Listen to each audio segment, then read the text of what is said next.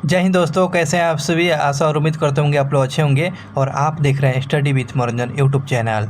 आज हम लोग देखेंगे नया लूसेंट जो आया हुआ है 2024 का इम्पोर्टेंट ये वीडियो होने वाले हैं जो एग्ज़ाम पॉइंट में से ये सामान्य ज्ञान लूसेंट का। इसमें चैप्टर बाय चैप्टर हम लोग कवर करेंगे। सबसे पहले इसमें प्राचीन भारत के इतिहास के बारे में हम लोग विस्तृत जानकारी देखेंगे। तो चलिए, पहली बार आप चैनल पर जुड़े हुए हैं तो चैनल को सब्सक्राइब कर दें ताकि आप तक ये नोटिफिकेशन मिलते जाए। उससे पहले हम बोलेंगे कि शुरू करने से पहले कि रात भी अच्छी होगी, मंजर भी अच्छा होगा। आगे बढ़ने की हिम्मत तो करो, आगे बढ़ने की हिम्मत तो कर, सब कुछ अच्छा होगा। और इसी विश्वास के साथ शुरू करते हैं प्राचीन भारत का इतिहास। सबसे पहले भारत को जानना बहुत ही ज़रूरी है। इसका इंट्रोडक्शन क्लास के अंतर्गत में चलिए देखते हैं भारत का प्राचीन इतिहास के बारे में। उत्तर में हिमालय से लेकर दक्षिण में समुद्र तक फैला हुआ, जिसे हम लोग उपमहाद्वीपीय भारतवर्ष के नाम से जाना जाता है। उत्तर में तो आप तो जानते हैं हिमालय और दक्षिण में समुद्र से तक ये जो फैला हुआ है जो भूभाग है, इसी को उपमहाद्वीप के नाम से जाना जाता है और इसी उपमहाद्वीप के नाम से भारतवर्ष को पुकारा गया है। और इसे महाकाव्यों और पुराणों में भारत को भारतवर्ष के नाम से पुकारा गया, अर्थात भरतों का देश कहा गया है। तथा यहाँ के निवासियों को भारतीय कहा गया है। जो यहाँ पर निवास करते हैं उन्हें भारतीय कहा गया है, अर्थात भरत की संतान कहा गया। भारत एक प्राचीन काबिलों का नेता हुआ करते थे या राजा हुआ करते थे। प्राचीन भारतीय अपने देश को जम्बू अर्थात जामुन वृक्षों की द्वीप कहा करते थे। इस बात को ध्यान रखेंगे। और प्राचीन ईरानियों ने इसे सिंधु नदी के नाम से जोड़ा हुआ था और प्राचीन ईरानियों ने सिंधु नदी के नाम से इसे जुड़ा और जिसे वे सिंधु न कहकर हिंदू बोला करते थे। और यही नाम से पूरे पश्चिमी जगत में यह नाम फैल गया और पूरे देश को इसी एक नदी के नाम पर जाने लगा। और यूनानियों की बात करते हैं इसे इंदे कहा। यूनानियों ने इसे क्या कहा? इंदे कहा हुआ था। और अरब ने इसे हिंद कहा। अरब इसे हिंद कहा। यूनानी इसे इंदे कहा और अरब ने इसे हिंद कहा। और जैसे ही समय बदल जाता है मध्यकाल में इस देश को हिंदुस्तान कहा जाने लगा। ये जो शब्द जो है ये फारसी शब्द हिंदू से लिया गया है। ये फारसी शब्द जो है हिंदू से लिया गया है। और यूनानी भाषा इंदे के आधार पर अंग्रेज़ों ने क्या कहा? इंडिया कहा हुआ था। ठीक। और विंध्य की पर्वत श्रृंखला देश को उत्तर से दक्षिण और दो भागों में बांटती है। और उत्तर में इंडो यूरोपियन परिवार की भाषा बोले जाने वालों की और दक्षिण में द्रविड़ परिवार की भाषा बोले जाने वाले की संख्या बहुलता देखने को मिलता है। और ये आपको दो भागों में इसको बांटा गया था, भाषा के आधार पर, बोले जाने वाले के आधार पर। नोट की बात करते हैं। चलिए, नोट में बताया गया है भारत की जनसंख्या का निर्माण जिन प्रमुख नस्लों के लोगों के मिश्रण से हुआ है वे इस प्रकार के नस्ल जो हैं जो प्रोटोस्टेलाइड, पैलियो मेडिटेरियन और काकेशस, निग्राइड, मंगोलाइड, ये जो है भारत के जनसंख्या के निर्माण करने में प्रमुख मिश्रण का ये प्रमुख नस्ल जो है ध्यान रखेंगे। आगे बढ़ते हैं। भारतीय इतिहास को अध्ययन की सुविधा के आधार पर कितने भागों में बांटा गया? तो ये 3 भागों में बांटा गया है, जिसके अंतर्गत में प्राचीन भारत यानी एंशिएंट भारत, मेडावल भारत जिसे मध्यकालीन भारत और मॉडर्न हिस्ट्री है ना, आधुनिक भारत को ये 3 भागों में बांटा गया है सुविधा के आधार पर। और ये 3 भागों में बांटने का श्रेय किस इतिहास को जाता है? ये 3 भागों को बांटने का श्रेय ये जर्मन एक इतिहासकार होते थे जिनका नाम क्रिस्टोफर सेलेरियस क्रिस्टोफर सेलेरियस के द्वारा आपको 1638 से 1707 ईस्वी में ये भारतीय इतिहास को 3 भागों में बांटने का प्रयास किया हुआ था। इस बात को ध्यान रखेंगे। अब बात करते हैं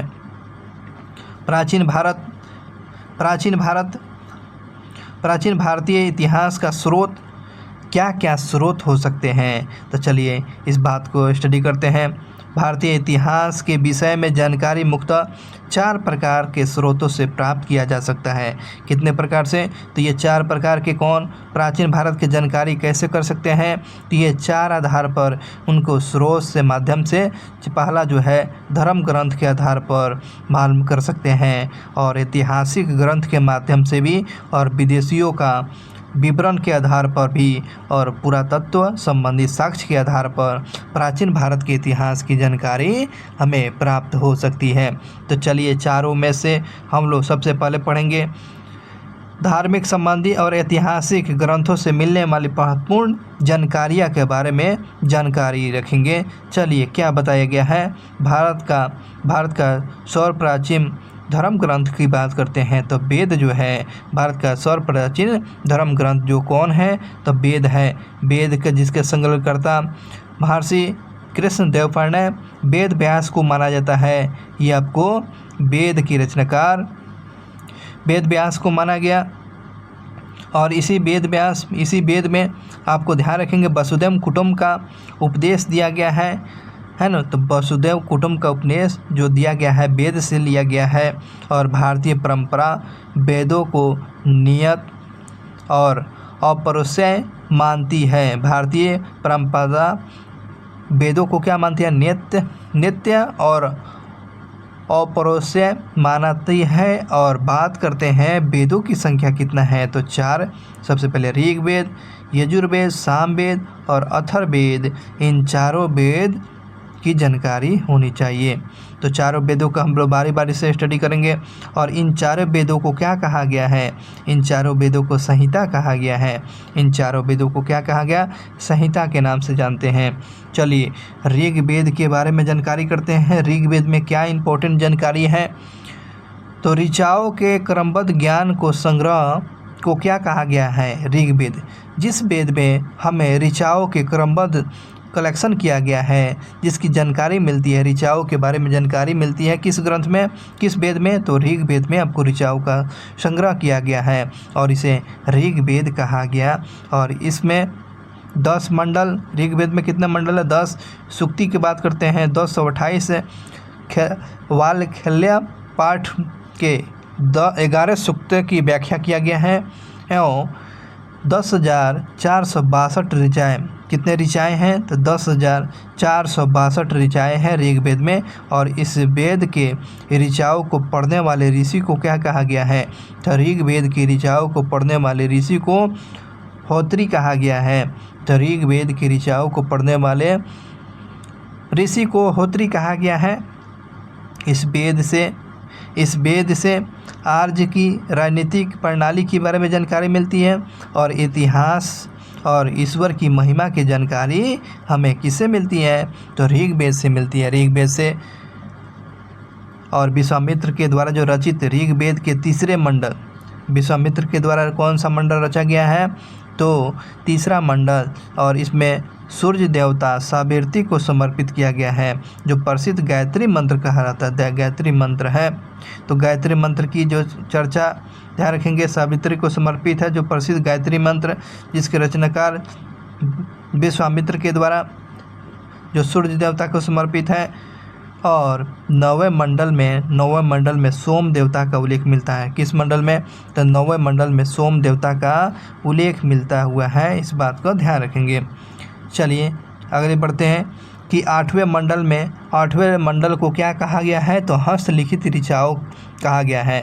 तो वह कौन सी ऋचा जो हाथों से लिखा गया है? तो 8वें मंडल। और इसी हस्तलिखित ऋचाओं को क्या कहा गया? खील कहा गया है।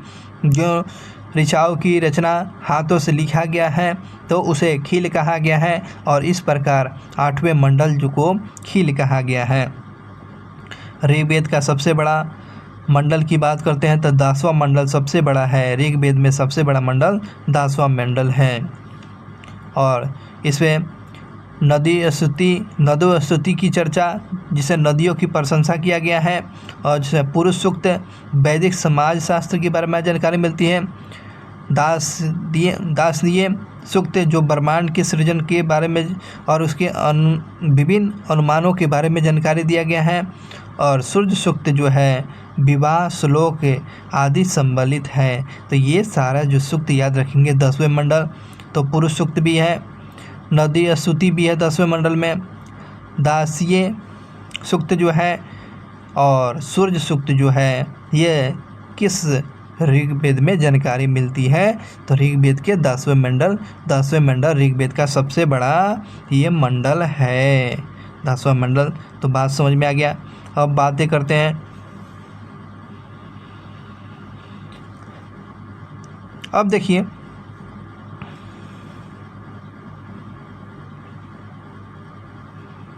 अब बताया गया चतुर्वर्णीय समाज की कल्पना का आदि स्रोत क्या है। तो चतुर्वर्णीय समाज की कल्पना का आदि स्रोत जो है ऋग्वेद के 10वें मंडल में जानकारी मिलती है, जिसे पुरुष सूक्त कहा गया है। जिसके अनुसार 4 वर्ण जैसे ब्राह्मण, क्षत्रिय, वैश्य और शूद्र की जानकारी मिलती है।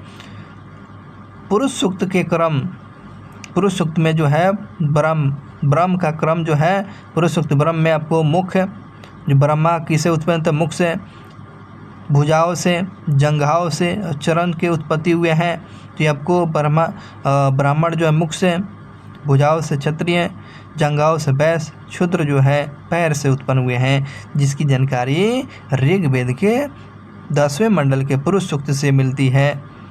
बात करते हैं धर्म सूत्र 4 प्रमुख जातियों की स्थिति और जो व्यवसाय, दायित्व और कर्तव्य और विशेषाधिकारों को में विभेद करता है। धर्म सूत्र जो 4 जातियों की स्थिति, व्यवसाय, दायित्व, कर्तव्य और विशेषाधिकारों की स्पष्टता विभेदित करता है। ये नोट बताया गया था।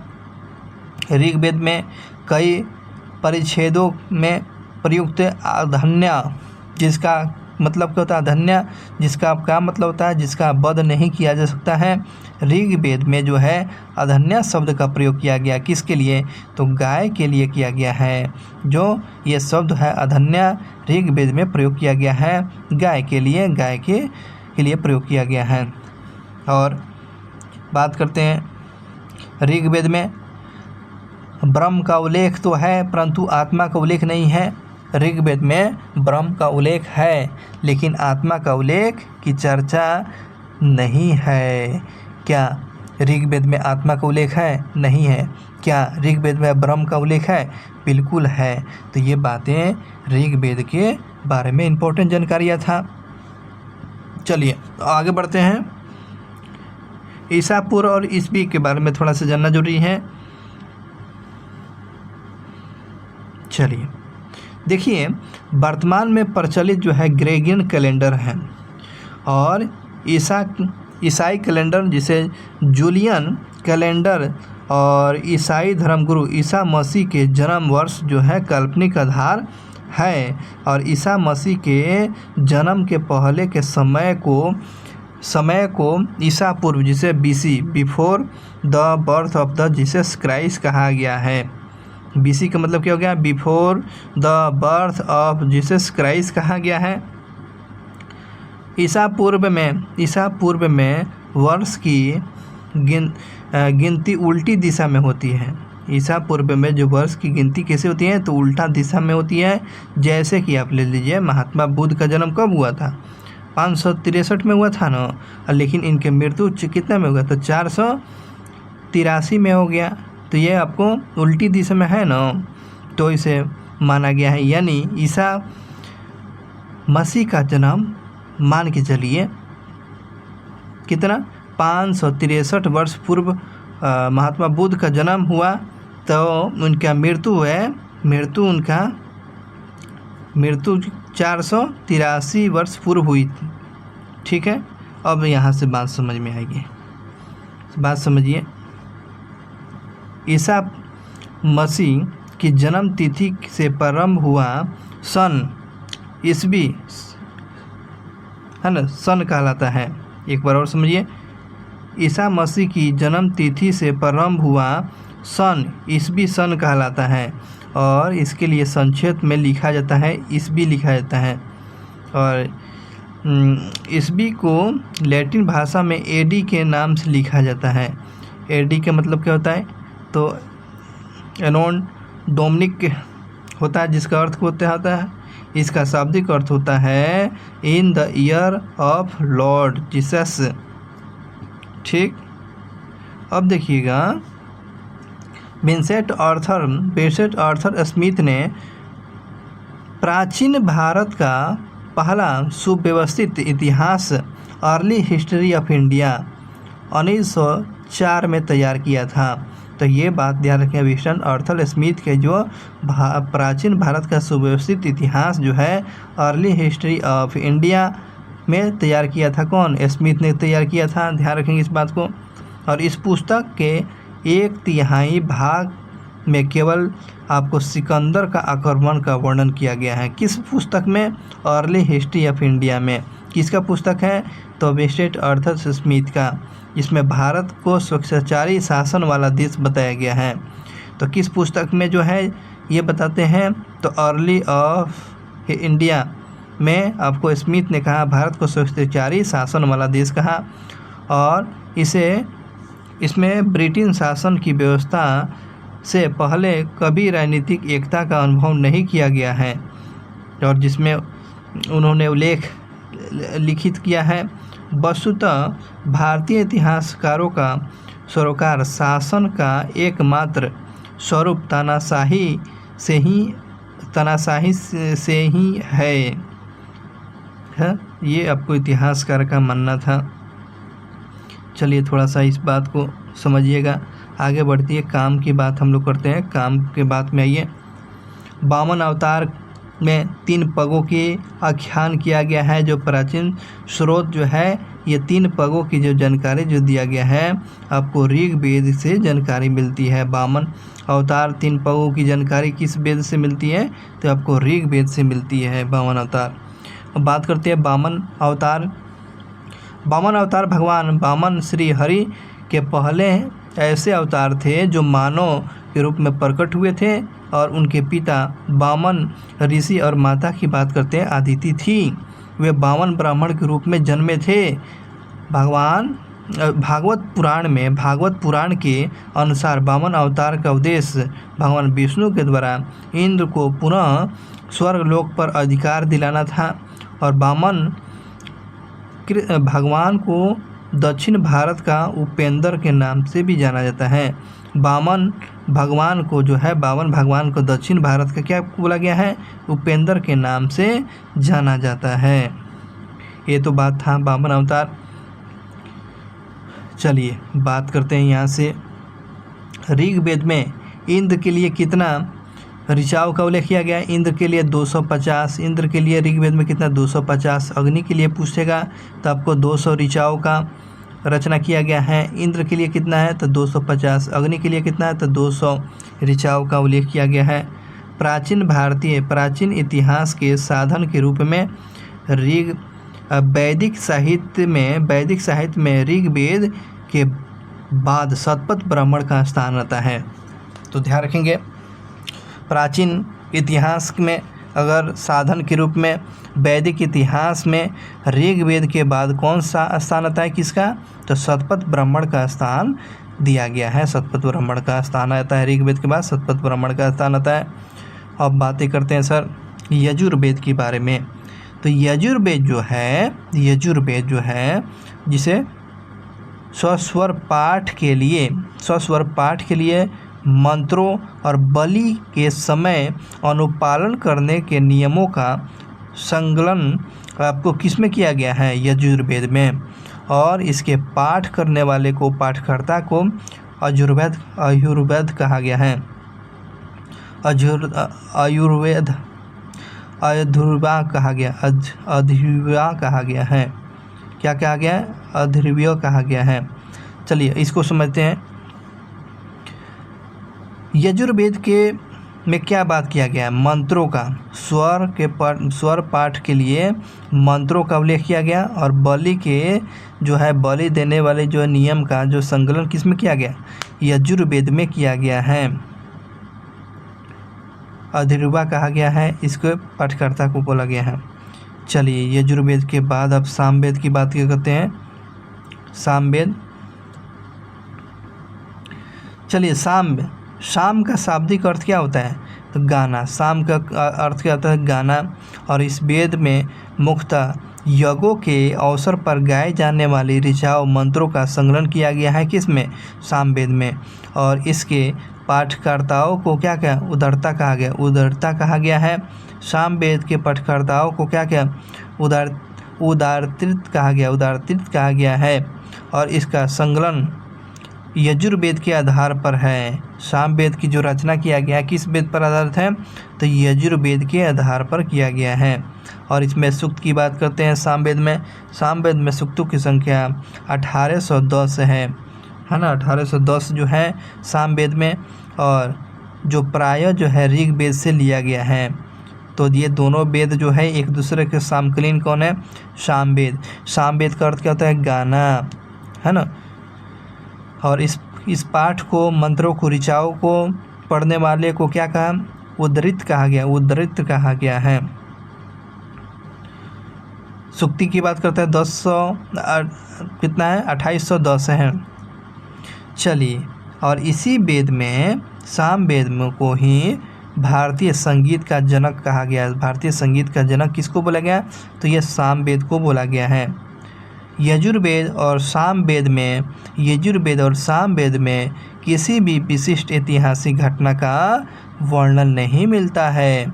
यजुर्वेद और सामवेद में किसी भी ऐतिहासिक घटना के बारे में जानकारी नहीं मिलती है। बात करते हैं अथर्ववेद के बारे में। अथर्ववेद, चलिए देखते हैं अथर्ववेद के बारे में। अथर्ववेद जो है अथर्वा ऋषि के द्वारा रचित किया गया है। अथर्ववेद अथर्वा ऋषि के द्वारा। और इस वेद में कुल मंत्र की बात करते हैं 731 मंत्र हैं। लगभग जो है इसमें पद कितना है? तो 6000 पद है। और इसके कुछ मंत्र जो है ऋग्वैदिक मंत्रों से भी प्राचीनतम है। औषधियों का उल्लेख सबसे पहले किस वेद में मिलती है? औषधियों का जो सर्वप्रथम उल्लेख जो है अथर्ववेद में मिलता है। अथर्ववेद में ऐतिहासिक दृष्टि से अथर्ववेद का महत्व इस बात में है कि इसमें समान पुरुषों के विचारों और अंधविश्वासों का वितरण मिलता है। इसमें समान मनुष्यों के विचार और अंधविश्वासों की जानकारी, है ना? औषधियों की जानकारी आपको अथर्ववेद के रचनाकार अथर्वा। पद कितना? तो 6000। और इसमें मंत्र कितना? तो 731। तो ये बातें ध्यान रखेंगे। आगे बढ़ते हैं। पृथ्वी सूक्त जो अथर्ववेद का प्रतिनिधित्व सूक्त माना गया है। तो ये क्वेश्चन पूछेगा, पृथ्वी सूक्त जो है किस वेद के प्रतिनिधित्व करता है? यह अथर्ववेद के प्रतिनिधित्व करता है। जिसमें मानव जीवन के सभी पक्षों, गृह निर्माण, कृषि की उन्नति, व्यापारिक मार्गों का गहन खोज, रोग निवारण, समन्वय और विवाह, प्रणीत गीतों, राजभक्त, राजा का चुनाव, बहुत से वनस्पतियों और औषधियों, सांप, वशीकरण, प्रायश्चित, मातृभूमि, महामात आदि का विवरण की जानकारी हमें पृथ्वी सूक्त से मिलती है, जो अथर्ववेद में जानकारी मिलती है। और कुछ मंत्रों में जैसे जादू टोना का वर्णन भी आपको अथर्ववेद में मिलती है। तो इन बातों को, विवाह हो गया, रोग हो गया, किसी मार्ग की खोज, गृह निर्माण, राजा के चुनाव, वनस्पतियों की जानकारी, साप, वशीकरण और प्रायश्चित और मातृभूमि महामात्र की जानकारी हमें किससे मिलती है? तो आपको अथर्ववेद से मिलती है। तो आगे बढ़ते हैं। अथर्ववेद में परीक्षित को कुरुओं का राजा कहा गया है। अथर्ववेद में किस राजा की जानकारी? तो ये राजा कुरु की जानकारी, कुरुओं का राजा कहा गया है। परीक्षित को कुरुओं का राजा कहा गया है अथर्ववेद के द्वारा। और कुरु देश के समृद्ध और अच्छा चित्रण मिलता है। कुरु देश के बारे में एक अच्छी जानकारी, समृद्ध देश के बारे में ये जानकारी हमको अथर्ववेद से मिलती है। और इसमें सभा और समिति, ध्यान रखेंगे, सभा और समिति को प्रजापति के 2 पुत्रियाँ कहा गया है। तो सभा और समिति की जानकारी हमें अथर्ववेद से। और ये सभा और समिति कौन थे? तो प्रजापति की 2 पुत्री हुआ करती थी। वेदों की भी कई शाखाएँ हैं। वेदों को भी कई शाखाएँ हैं जो वैदिक अध्ययन और व्याख्या से जुड़े विभिन्न दृष्टिकोणों का प्रतिनिधित्व करती हैं, जिसके अंतर्गत में चलिए देखते हैं। क्योंकि वेदों को भी कई शाखाएँ हैं तो इन व्याख्या को देखते हैं, जिसमें शाखल शाखा किस वेद से जुड़ी हुई है? तो शाखल शाखा पूछेगा तो क्या बताएंगे? तो यह ऋग्वेद से जुड़ी हुई एकमात्र जीव है, जीवित शाखा है। शाखल शाखा ऋग्वेद से जुड़ी हुई है, जो एकमात्र जो जीवित शाखा है। बात करते हैं यजुर्वेद को। शुक्ल यजुर्वेद और कृष्ण यजुर्वेद की चर्चा। तो ये 2 शाखाओं में बांटा गया है। तो शुक्ल यजुर्वेद और कृष्ण यजुर्वेद को 2 भागों में, 2 शाखाओं में बांटा गया। किस वेद को? यजुर्वेद को शुक्ल यजुर्वेद और कृष्ण यजुर्वेद में बांटा गया है। उसके बाद माध्यान्हिक और कौणोक शुक्ल यजुर्वेद और वाजपेयी संहिता की शाखाएँ हैं। ठीक है, चलिए आगे बढ़ते हैं। कृष्ण यजुर्वेद से जुड़ी शाखा, कृष्ण यजुर्वेद से कौन कौन जुड़ी है? काठक है। काठक जो है ये शाखा किससे जुड़ी हुई है? काठक पूछेगा तो ये आपको काठक कृष्ण यजुर्वेद से। काठक किससे पूछेगा? ये किसकी शाखा है? तो यह आपको कृष्ण यजुर्वेद से काठक जुड़ा हुआ है। कर्णिष्ठल मैतरण्य और तैतरण्य से है। ठीक है, उसके बाद कौथुम और रामायण्य और जैमिन्य और तलवारकर सामवेद की शाखा है। चलिए सामवेद से कौन कौन शाखा है ध्यान रखिए। चलिए यहाँ पर याद करते हैं। कौथुम और रामायण्य, जामिन्य और तलवारकर, ये जो है किस वेद से? ये सामवेद की शाखा है। तो इसी में से दे देगा कौथुम, रामायण्य, जैमिन्य और तलवारकर किससे संबंधी है? किस वेद से शाखा? तो ये सामवेद की शाखा है। चलिए बात करते हैं, यहीं पर दिया गया है अथर्ववेद की शाखा। अथर्ववेद की शाखा शौनक है ना, शौनक और पैम्पलद है।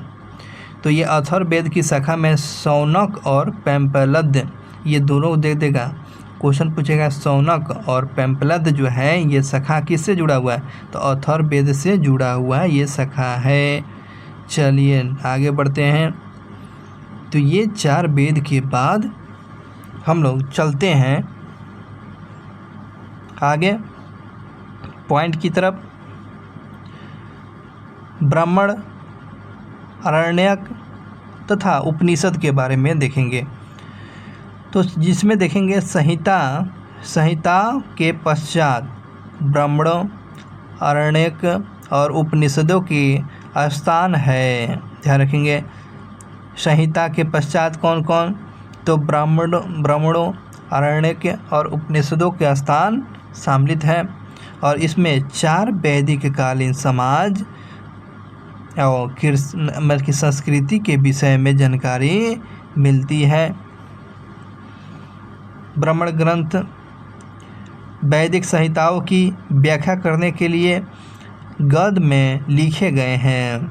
तो आपको ब्राह्मण ग्रंथ जो है वैदिक संहिताओं की व्याख्या करने के लिए किस में लिखा गया है, तो गद्य में लिखा गया है। गद्य में प्रत्येक संहिता के लिए अलग अलग ब्रह्म ग्रंथ है, जिसमें सारणी में दिया गया है। इसको कैसे सजाया गया, तो सारणी में इसको सजाया गया है। बात करते हैं इन ब्रह्म ग्रंथों में से परीक्षित के बाद जो है बिंबिसार के पूर्व की घटनाओं का ज्ञान प्राप्त होता है। तो ये बात ध्यान रखेंगे, ब्रह्म ग्रंथों में से परीक्षित के बाद किस राजा के बारे में जानकारी मिलती है, तो आपको बिंबिसार की जानकारी मिलती है। तैत्तरीय में राजअभिषेक के नियम, तो राजअभिषेक की जानकारी किस से मिलती है, तो तैत्तरीय से मिलती है। तो राजाओं की जानकारी, राजअभिषेक की जानकारी तैत्तरीय से मिलती है। और कुछ प्राचीन राजाओं के नाम भी दिए गए हैं, किससे मिलती है, तैत्तरीय से मिलती है। शतपथ में किसकी जानकारी मिलती है, तो गंधार, शल्य, कौक्या, कुरु, पंचाल, कौशल, विदेह राजाओं का उल्लेख मिलता है। तो ये आपको किस में मिलती है जी, यह शतपथ में मिलता है। शतपथ में क्या मिलती है, गंधार के बारे में, शल्य के बारे में, कौकल्या के बारे में, कैकल्या, कुरु, पंचाल, कौशल और विदेह राजाओं की जानकारी आपको शतपथ से जानकारी मिलती है। वैदिक साहित्य में ऋग्वेद के बाद शतपथ ब्राह्मण का स्थान आता है। ऋग्वेद के बाद किस ग्रंथ का नाम आता है, तो आपको शतपथ ब्राह्मण में आता है। तो ये शतपथ ब्राह्मण में देख लिया ना, गंधार हो गया, सल हो गया, कैकेय, कुरु, पंचाल, कौशल, विदेह राजाओं का उल्लेख मिलती है। चलिए आरण्यक में यज्ञ से जुड़े हुए कर्म कांड की दर्शन और प्रतीकात्मक अभिव्यक्ति की जानकारी मिलती है।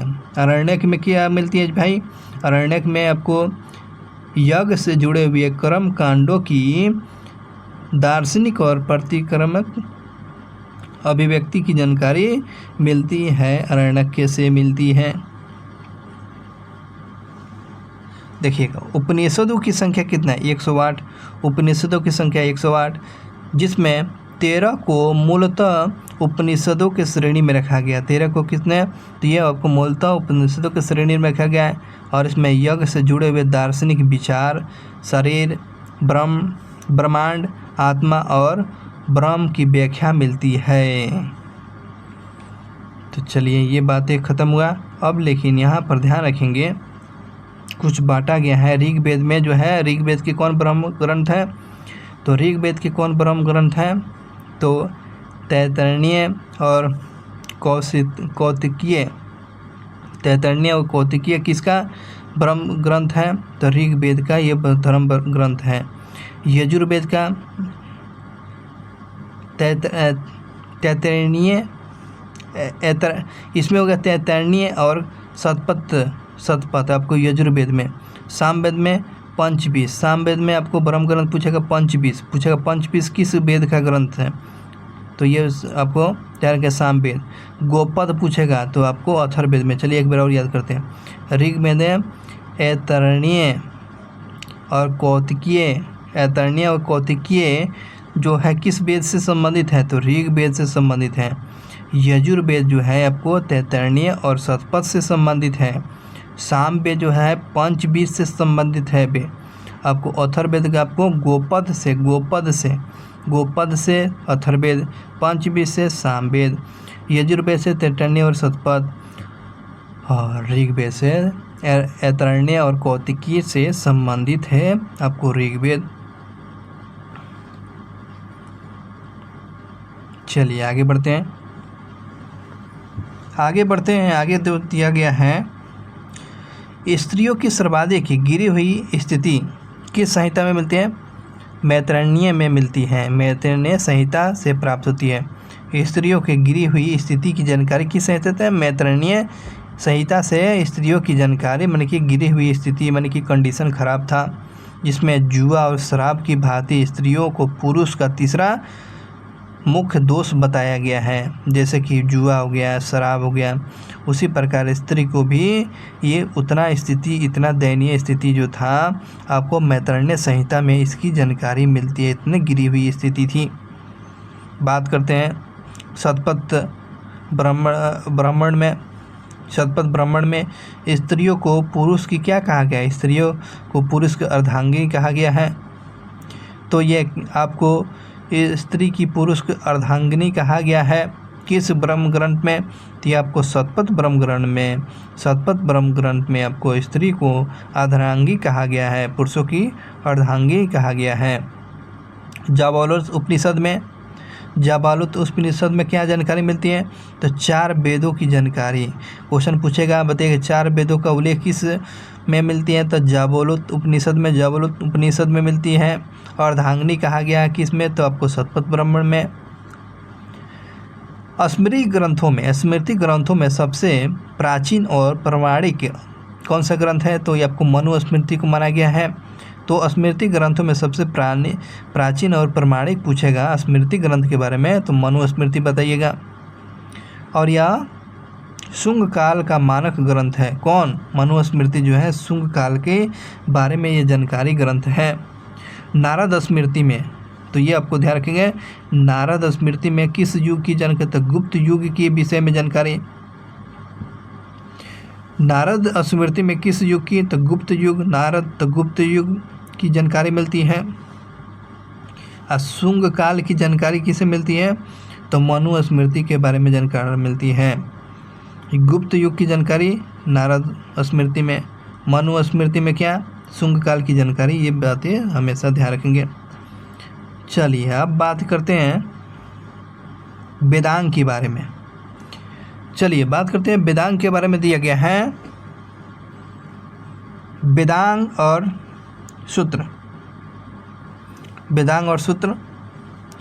वेदों की भली भांति समझने के लिए किसकी रचना किया? वेदांग की रचना किया गया। और वेदों को भली भांति समझने के लिए किसकी रचना किया? वेदांग को। और वेदांग की रचना किया गया 6 है। वेदांगों की संख्या कितना है? 6 प्रकार के हैं, जिसमें शिक्षा जो शुद्ध उच्चारण का शास्त्र बनेगा, कल्प जो है कर्म कांडलीय विधि के बारे में, तीसरा निरुक्त जो है शब्दों की उपयुक्ति का शास्त्र जो है, व्याकरण हो गया, छंद हो गया और ज्योतिष हो गया। ये 6 प्रकार के उपनिषद हैं। तो इसमें से दे देगा कि निम्नलिखित में से कौन सा उपनिषद है, तो सारा याद रहेगा तो ना। तो शिक्षा उपनिषद है, कल्प भी है, निरुक्त भी है और व्याकरण भी है और छंद है। इस प्रकार से ये उसके बाद ज्योतिष है। ये आपको 6 प्रकार के वेदांग की चर्चा किया गया है। तो ये बात ध्यान रखेंगे। वैदिक साहित्य में अक्षुणता बनाए रखने के लिए सूत्र संहिता का प्रणय किया गया है।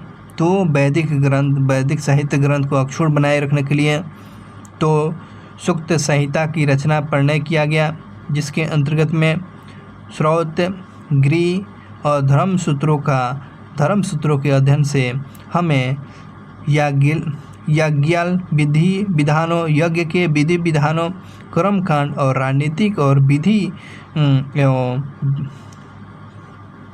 व्यवहार से संबंधित जो है महत्वपूर्ण बातों की जानकारी ये मिलती है। कहने का मतलब है धर्म मन की आपको क्या बोलते हैं कि अक्षुण बनाए रखने के लिए, मन की हमेशा अक्षुण बनाए मतलब कोई करप्शन नहीं हो, सभी लोग एकजुट रहें, इसलिए आपको यज्ञ विधि विधान, कर्मकांड और राजनीतिक विधि विधान, व्यवहार संबंधित महत्वपूर्ण बातों को ये रचना किया गया है। ध्यान रखेंगे। बात करते हैं प्रमुख जो है सूत्रकारों में। प्रमुख जो सूत्रकार में कौन, आपको नाम रखेंगे कि ऋषि को गौतम बुद्धायन, ये आपको सूत्रकारों में अपस्तंभ और वशिष्ठ आदि के नाम का उल्लेख आता है।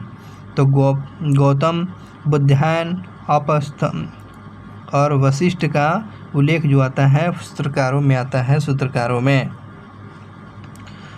बात करते हैं, सूत्रकारों में गौतम धर्म सूत्र सबसे प्राचीन माना गया है।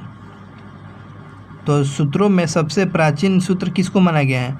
गौतम धर्म सूत्र को माना गया है। तो प्राचीन, ध्यान रखेंगे, प्राचीन सूत्रों में सबसे प्राचीन सूत्र किसको माना गया? तो गौतम धर्म सूत्र को माना गया। गौतम धर्म सूत्र को माना गया है। चलिए पुराण की बातें करते हैं। पुराण चलते हैं, पुराण के बारे में। भारतीय ऐतिहासिक कथाओं का सबसे अच्छा क्रमबद्ध विवरण की जानकारी हमें किससे मिलती है? तो ये पुराणों में मिलती है। भारतीय ऐतिहासिक कथाओं की जानकारी और अच्छा क्रमबद्ध और वितरण की जानकारी हमें पुराणों से मिलती है। और इसके रचयिता कौन थे? पुराण के रचयिता लोहर्ष जो थे, लोहर्ष अर्थात उनके पुत्र उग्रसर्वा माने जाते हैं। लोहर्ष अर्थात उसके पुत्र जो थे उग्रसर्वा को माना जाता है।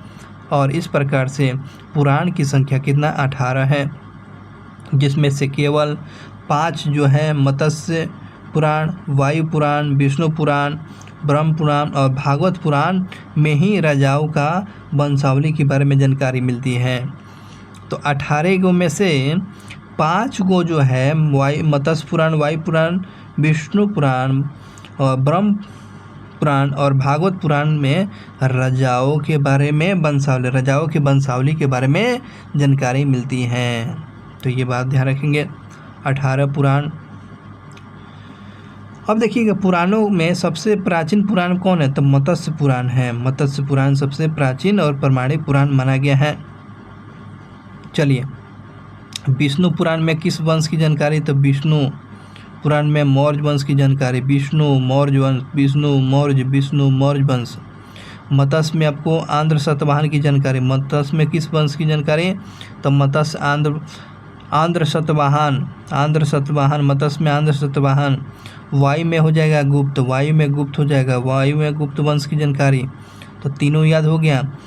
विष्णु मौर्य वंश, विष्णु मौर्य वंश। मत्स्य में आपको आंध्र सतवाहन, मत्स्य में पूछेगा आंध्र सतवाहन। वायु हो जाएगा गुप्त वंश की वंशावली की जानकारी मिलती है। तो ये बातें हमेशा ध्यान रखेंगे। चलिए बात करते हैं, अधिकतर पुराण सरल संस्कृत श्लोक में लिखे गए हैं और स्त्रियों की और शूद्रों, जिसमें वेद पढ़ने की अनुमति उन लोगों की, स्त्रियों की, महिलाओं को और शूद्रों को वेद पढ़ने की अनुमति नहीं मिला हुआ था। वे भी पुराण सुन सकते थे, लेकिन पुराण सुन सकते थे। और पुराणों का पाठ पुजारी मंदिर में किया करते थे। पुराणों का जो पाठ जो है मंदिर में किया करते थे। और सामाजिक और सांस्कृतिक दृष्टि से अग्नि पुराण काफ़ी महत्वपूर्ण है। इन सामाजिक और सांस्कृतिक में आपको सबसे महत्वपूर्ण पुराण में अग्नि पुराण सबसे महत्वपूर्ण है। इसमें राजतंत्र के साथ कृषि संबंधी वितरण के बारे में आपको अग्नि पुराण के बारे में जानकारी मिलती है। राजतंत्र के साथ साथ कृषि संबंधी वितरण, राजतंत्र के बारे में और कृषि संबंधी जानकारी आपको, और सामाजिक और सांस्कृतिक की दृष्टि से आपको कौन सा वेद महत्वपूर्ण है? तो अग्नि पुराण महत्वपूर्ण है। ठीक है, तो यहाँ तक बात ध्यान रखेंगे। अब बात चलते हैं आगे की क्वेश्चन की तरफ। बौद्ध और जैन और साहित्यिक स्रोत, साहित्य के बारे में करते हैं। चलिए बात करते हैं जातक में। जातक में आपको बुद्ध के पुनर्जन्म की कहानी का वर्णन किया गया है। तो बुद्ध के पुनर्जन्म की कहानी का वर्णन किस में? तो जातक में, ग्रंथ में, जातक साहित्य में किया गया है। महायान का प्रमुख ग्रंथ जो कौन है? महायान का जो प्रमुख ग्रंथ कौन है? कथा वस्तु है। महायान का जो है, हीनयान का जो है प्रमुख ग्रंथ कौन है? तो आपको कथा वस्तु जो है। और इसमें महात्मा बुद्ध का जीवन चरित्र और अनेक कथाओं का वर्णन मिलता है। तो आपको महात्मा बुद्ध के जीवन चरित्र और कथाओं का वर्णन की जानकारी किसे मिलती है? तो आपको कथा वस्तु में मिलती है। और ध्यान रखेंगे। बुद्ध के पुनर्जन्म की जानकारी आपको जातक में मिलती है, जातक में ग्रंथ में मिलती है। जैन साहित्य को क्या कहा गया? जैन साहित्य को क्या कहा गया? आगम कहा गया। जैन साहित्य को आगम कहा गया। बुद्ध की जानकारी का वर्णन आपको जातक कहा गया और बौद्ध जैन साहित्य को आगम कहा गया। ठीक है ना। जैन धर्म का प्रारंभिक इतिहास कल्पसूत्र से प्राप्त होता है ना। कल्पसूत्र में ये किस धर्म से संबंधित है? तो जैन धर्म से। तो जैन धर्म का प्रारंभिक इतिहास की जानकारी किससे मिलती है? तो कल्पसूत्र से मिलती है। जैन ग्रंथ और भागवती सूत्र, जैन ग्रंथ और भागवती सूत्र में महावीर की जीवनी कृतियों और अन्य समकालीनों के साथ उनके संबंधों का वितरण की जानकारी मिलती है। बात समझिए। जैन ग्रंथ में और भागवती सूत्र में महावीर के जीवन कृतियों के बारे में जानकारी मिलती है। भागवती सूत्र में किसकी जानकारी मिलती है? तो महावीर स्वामी की। जैन ग्रंथ में भी, जैन ग्रंथ और की इससे जानकारी हमें मिलती है किसे? तो महावीर के बारे में जानकारी हमको भागवती सूत्र में मिलती है। समझ लिए। चलिए बात करते हैं आगे। अथर्ववेद के लेखक पूछा गया है। अथर्ववेद के लेखक कौन है? चाणक्य। चाणक्य का नाम जो है कौटिल्य या विष्णुगुप्त के नाम से जानते हैं। चाणक्य जो है अर्थशास्त्र के लेखक हैं जिन्हें कौटिल्य या विष्णुगुप्त के नाम से जानते हैं। यह 15 प्राधिकरणों में, क्या अर्थशास्त्र जो है 15 प्राधिकरण में और प्रकरणों में 118 प्रकरणों में विभाजित किया गया है। और इसमें आपको अर्थशास्त्र में जो है आपको किस वंश की इतिहास की जानकारी? तो मौर्यकालीन इतिहास के बारे में जानकारी मिलती है। मौर्यकालीन इतिहास के बारे में जानकारी मिलती है, ध्यान रखेंगे। और अनुवादक साम शास्त्री, अनुवादक जो है साम शास्त्री के द्वारा जो है अर्थशास्त्र का अनुवाद किया है कौन? साम शास्त्री। अर्थशास्त्र के लेखक कौन? आपको चाणक्य या कौटिल्य या विष्णुगुप्त, उन्हीं के नाम है। किसने प्राधिकरण? 15 प्राधिकरण, प्रकरणों में 180 प्रकरण। और इसमें किस वंश की इतिहास की जानकारी? तो मौर्यकालीन इतिहास के बारे में आपको अर्थशास्त्र में मिलती है। अर्थशास्त्र कैसी है? ये आपको राजनीतिक किताब है। सांस्कृतिक साहित्य में ऐतिहासिक घटनाओं को क्रमबद्ध लिखने का सर्वप्रथम प्रयास किसने किया? तो कलहण के द्वारा किया गया। तो ये आपको सांस्कृतिक साहित्य के इतिहास की घटनाओं को क्रमबद्ध लिखने का प्रयास सर्वप्रथम किसने किया था? तो आपको ध्यान रखेंगे कलहण के द्वारा किया गया था। कलहण के द्वारा रचित किया गया पुस्तक राजतरंगिणी। तो राजतरंगिणी जो लिखा गया किसमें? तो ये सांस्कृतिक साहित्य है। राजतरंगिणी कैसी है? तो ये आपको सांस्कृतिक साहित्य है और इसमें ऐतिहासिक घटनाओं को क्रमबद्ध लिखने का प्रयास किया गया है। तो कलहण के द्वारा कौन सा पुस्तक? तो राजतरंगिणी। तो राजाओं का, इसमें राजाओं का नदी, राजतरंगिणी का मतलब कहता है राजाओं का नदी कहा गया। और इस ग्रंथ में 8 उपसर्ग पूछेगा। राजतरंगिणी में कितने उपसर्ग हैं? तो 8 उपसर्ग है। 8 उपसर्ग जिसमें तरंगों की संख्या दी गई है। इस 8 उपसर्ग को जो है तरंगों की संख्या दिया गया है। और इसमें प्रारंभ से लेकर 12वीं सदी तक कश्मीर के शासकों का वर्णन किया गया है। चलिए क्वेश्चन देखिए कैसे कैसे निकलेगा। राजतरंगिणी के लेखक कौन है? कलहण। कैसी है? तो ये आपको हिंदी में या संस्कृत में? ये सांस्कृतिक साहित्य है। ऐतिहासिक घटनाओं का सर्वप्रथम लिखने का प्रयास किसने किया था? कलहण ने लिखा हुआ था। कलहण का पुस्तक आपको राजतरंगिणी। राजतरंगिणी का मतलब क्या होगा? राजाओं का नदी। इसमें कितने उपसर्ग है? तो 8 उपसर्ग है। और इसमें किस शताब्दी से चर्चा किया गया है? तो 12वीं शताब्दी में, 12वीं शताब्दी तक। तो ये पुस्तक जो है 12वीं शताब्दी की जानकारी मिलती है राजतरंगिणी में। राजतरंगिणी में किस शासक की जानकारी मिलती है? तो कश्मीर के शासक की वर्णन मिलता है। राजतरंगिणी में जो है किस राजाओं का जानकारी, शासक की जानकारी मिलती है? तो ये कश्मीर शासक के बारे में जानकारी मिलती है। इतना सारा क्वेश्चन बन सकेगा। चलिए बात करते हैं आगे। अरबों की सिंध विजय का वृत्तांत, अरबों का जो है सिंध विजय की वृत्तांत की जानकारी हमें किसमें? चचनामा में। तो अरबों के सिंध विजय की जानकारी हमें चचनामा मिलती है। तो चचनामा के लेखक कौन है? तो अली अहमद है। अली अहमद किसने रचना किया है? तो आपको चचनामा में किसकी जानकारी? तो अरबों की सिंध विजय की वृत्तांत की जानकारी चचनामा में, जिसे अली अहमद के द्वारा लिखा गया। बात करते हैं अष्टधाई। अष्टधाई क्या है? तो आपको संस्कृत भाषा का व्याकरण की प्रथम पुस्तक है। व्याकरण, संस्कृत व्याकरण के पहले प्रथम क्या है? अष्टध्यायी। अष्टध्यायी जो है आपको ध्यान रखेंगे, संस्कृत व्याकरण का प्रथम पुस्तक जो है, और लेखक कौन है? तो अष्टध्यायी के जो लेखक है पाणिनि है, पाणिनि। अष्टध्यायी में इसमें मौर्य के पहले का इतिहास तथा मौर्य युगनी राजनीतिक अव्यवस्था की जानकारी हमें मिलती है। आपको पाणिनि के द्वारा अष्टध्यायी में, ये जो है अष्टध्यायी में, ये पुस्तक में किस वंश की जानकारी? तो आपको मौर्यकालीन वंश की जानकारी अष्टध्यायी में मिलती है, जिसकी रचना पाणिनि जो है, यह संस्कृत व्याकरण का प्रथम ये पुस्तक है अष्टध्यायी। अष्टध्यायी में पहली बार लिपि शब्द का प्रयोग किया गया है। तो अष्टध्यायी में पहली बार लिपि शब्द का प्रयोग किया गया है। लिपि शब्द का प्रयोग किया गया है, इस बात को हमेशा ध्यान रखेंगे। छूटा तो नहीं है इधर? नहीं है।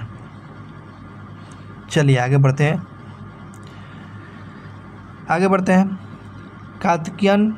कार्तिकेयन की गार्गी संहिता। कार्तिकेयन की गार्गी संहिता क्या है? तो ज्योतिष ग्रंथ है। तो ये आपको कार्तिकेयन की गार्गी संहिता कैसा ग्रंथ है? तो ये ज्योतिष ग्रंथ है।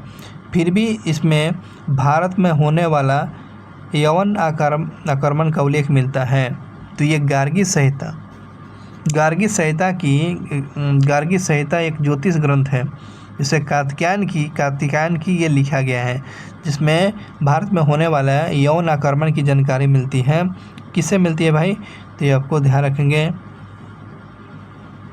गार्गी संहिता में भारत में आक्रमण किया हुआ था यवन लोगों ने, उसकी जानकारी मिलती है। चलिए आगे बात करते हैं। पतंजलि पुष्यमित्र शुंग के पुरोहित है। पतंजलि जो थे आपको पुष्यमित्र शुंग के पुरोहित हुआ करते थे, और इसे महाभाष्य में शुंगों के इतिहास का पता लगाया था। आपको इसमें पतंजलि की जो है पुष्यमित्र शुंग के पुरोहित हुआ करते थे, और इसके महाभाष्य के शुंगों के इतिहास का पता लगाया हुआ था। ये तो साहित्यिक जानकारी था। अब बातें करते हैं भारत की जानकारी करने के लिए। साहित्यिक जानकारी के बाद अब विदेशी स्रोतों में विदेशियों से होने वाले विदेशी लेखकों के द्वारा ये जानकारियाँ प्राप्त भी होती है। चलिए बात करते हैं विदेशी स्रोत और विदेशी यात्रियों से मिलने वाली जानकारी और लेखक। इस क्रम में यूनानी रोम लेखक की बात करते हैं। पहला में यूनानी और रोम लेखक इसमें शामिल किया गया है, जिसमें चलिए देखते हैं टेसियस। कौन सा लेखक का नाम है? टेसियस। याद कीजिए तो टेसियस कहाँ का राजवैद्य था? टेसियस जो ईरान का राजवैद्य था। पूछेगा ईरान का राजवैद्य कौन था? तो टेसियस कहाँ का राजवैद्य था? तो ईरान का। इन्होंने भारत के संबंध का वितरण और आश्चर्यजनक कहानियाँ का परिपूर्ण होने की अविश्वसनीय है। ये जो टेसियस का जो है, ये भारत के संबंध के बारे में आश्चर्यजनक कहानियाँ से परिपूर्ण होने का अविश्वसनीय जानकारी मिलता है। टेसियस ने बताया है, जो ईरान का राजवैद्य था। अब बात करते हैं हेरोडोटस। इम्पोर्टेंट नाम है। हेरोडोटस जो है इतिहास का पिता बोला गया है। इतिहास का पिता किसको बोला गया? हेरोडोटस को बोला गया है। और इसने अपनी पुस्तक जो है हिस्टोरिका, हेरोडोटस का पुस्तक का नाम क्या है? हिस्टोरिका है। और हिस्टोरिका जो है 5वीं शताब्दी, कौन सा शताब्दी? 5वीं शताब्दी ईसा पूर्व भारत और फारस जो है ईरान के संबंध में जानकारी मिलती है। यहाँ से क्वेश्चन निकलेगा, इतिहास का पिता कौन? हेरोडोटस का पुस्तक कौन? हिस्टोरिका में किन दो देशों का संबंध किया गया है? तो यह भारत और फारस का। तो भारत और फारस के बीच में हेरोडोटस ने हिस्टोरिका पुस्तक लिखा था किस शताब्दी में? तो 5वीं शताब्दी में। इतिहास का पिता कौन? हेरोडोटस। फारस किसको बोला गया? तो ईरान को बोला गया है। तो ये बातें ध्यान रखेंगे। ये जो है अनुसूचियों और अफवाहों पर आधारित है, लेकिन ये क्वेश्चन पूछता रहता है। चलिए बात करते हैं सिकंदर के साथ आने वाले लेखकों की बात करते हैं। कौन कौन लेखक? निरियाकस, अनरियस्ट, अनेसिक्रेटस और अस्टियबुलेटस के वितरण के बारे में अधिक प्रामाणिक और विश्वसनीय है। बिल्कुल है। सिकंदर के साथ जो कौन कौन थे लेखक? निरियाकस, अनेसिक्रिएटस, है ना, उसके बाद अरिस्टियोबुलस, ये जो है अधिक प्रामाणिक और विश्वसनीय माना जाता है। बात करते हैं मेगास्थनीज की बात करते हैं। कौन सा? मेगास्थनीज जो है सेल्यूकस निकेटर का राजदूत बनकर आया था। मेगास्थनी किसका राजदूत बन गया था? सेल्यूकस निकेटर का राजदूत बन गया था, जो आपको चंद्रगुप्त मौर्य के दरबार में आया था। चलिए उसके बाद इसने अपनी पुस्तक जो है इंडिका लिखा। इसमें मौर्यकालीन समाज और संस्कृति के बारे में जानकारी लिखा। चलिए बात करते हैं मेगास्थनी क्या है। तो चलिए क्वेश्चन निकलेगा। तो ये किसका राजदूत था? तो आपको सेल्यूकस निकेटर का राजदूत आपको मेगास्थनी था। मेगास्थनी ने अपनी पुस्तक लिखा था इंडिका पुस्तक। यह मेगास्थनी किसके दरबार में आया था? तो आपको चंद्रगुप्त मौर्य के दरबार में आया था। चंद्रगुप्त मौर्य के दरबार में आया था। तो आपको इंडिका में किसकी जानकारी? तो आपको मौर्यकालीन समाज और संस्कृति के बारे में जानकारी मिलती है आपको इंडिका में। चलिए बात करते हैं आगे। डाइमेकस, क्या नाम? डाइमेकस। यह सीरिया नरेस अंतनियोकस का राजदूत था। डाइमेकस जो कहाँ के नरेस के? तो सीरिया नरेस जो था अंतनियोकस का राजदूत था, जो बिंदुसार के दरबार में था। ठीक है, और मौर्य युग के संबंध में ये जानकारी लिखता है। चलिए क्वेश्चन हमेशा कंफ्यूजन करता है, तो पूछेगा डाइमेकस किसके समय? डाइमेकस, तो डाइमेकस बिंदुसार, डाइमेकस बिंदुसार। चलिए याद कर लिए, डाइमेकस बिंदुसार। और मेगास्थनी पूछेगा, मेगास्थनी तो किसके समय में आया हुआ था? तो मेगास्थनी जो चंद्रगुप्त मौर्य के दरबार में। मेगास्थनी पूछेगा तो चंद्रगुप्त मौर्य, और डाइमेकस पूछेगा तो बिंदुसार। कहाँ का नरेश था? तो ये आपको सीरिया नरेश अंतनियोकस का राजदूत था। ठीक है, अब देखिएगा यहाँ पर थोड़ा सा रुक के चलिएगा, क्योंकि यहाँ पर तीनों क्वेश्चन रिलेटेड है, नाम में भी असर है। डायोनियस जो है, यह मिस्र ने टॉलमी फिलाडेल्फस का राजदूत था, जो अशोक के दरबार में आया था। देख रहे हैं ना?